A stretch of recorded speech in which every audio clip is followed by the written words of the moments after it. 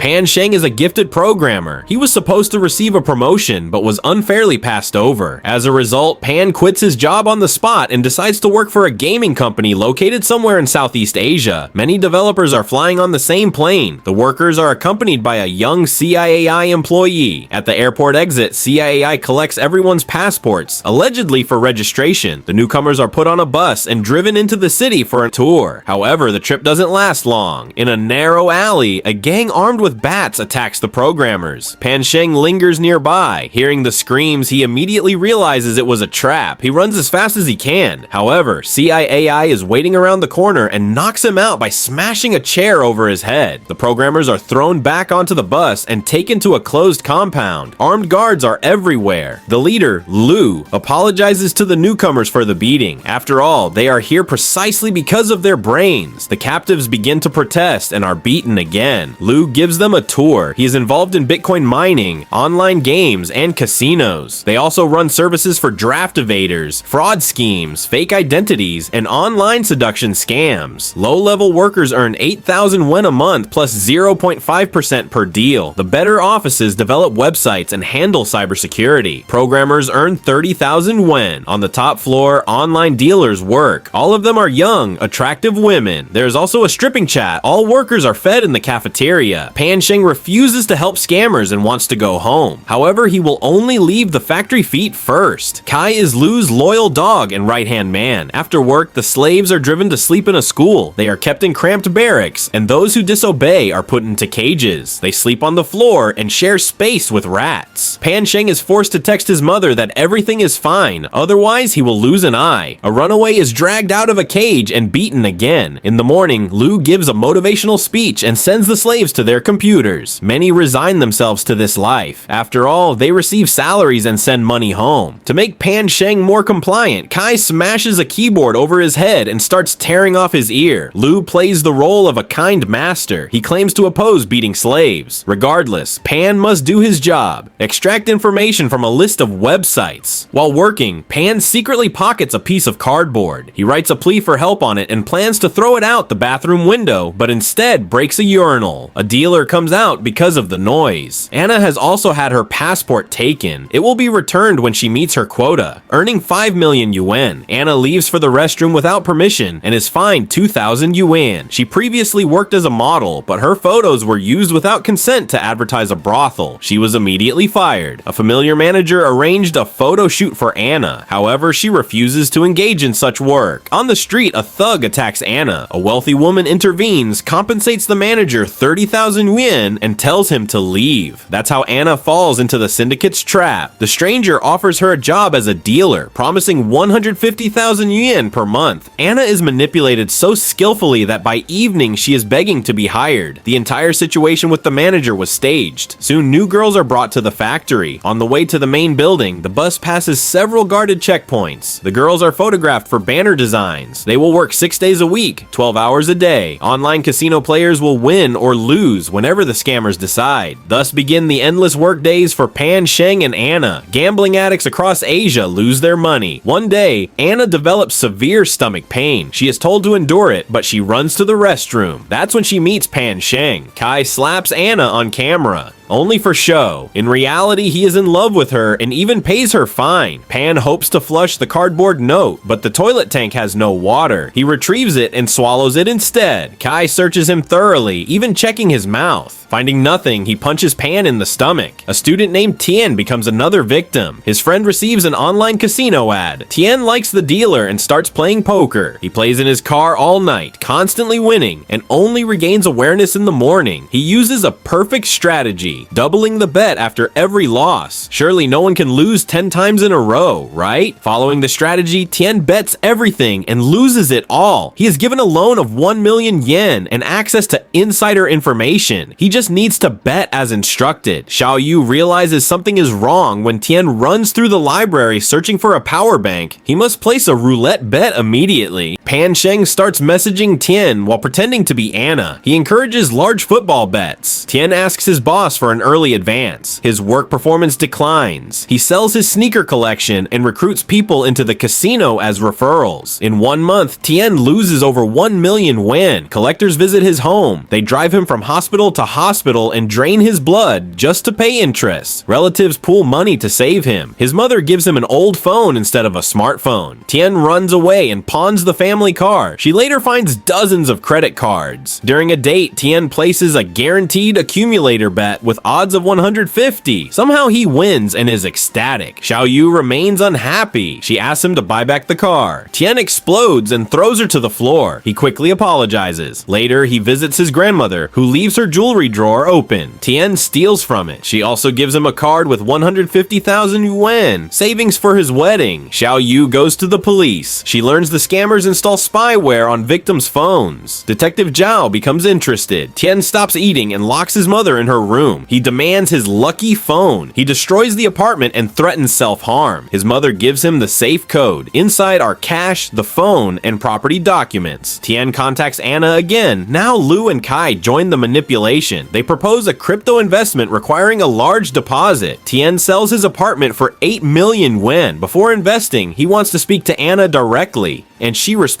The massive transfer alerts police. Scammers distribute the funds across hundreds of cards, withdrawing cash within 10 minutes. Once completed, Tian is blocked. Only then does he realize what he has done. His family stands outside the door. Tian cannot face them and takes his own life. The scammers celebrate their biggest whale ever. Lu feeds the slaves pork and allows calls home. Anna is praised as the best worker. Annual turnover exceeds $60 million.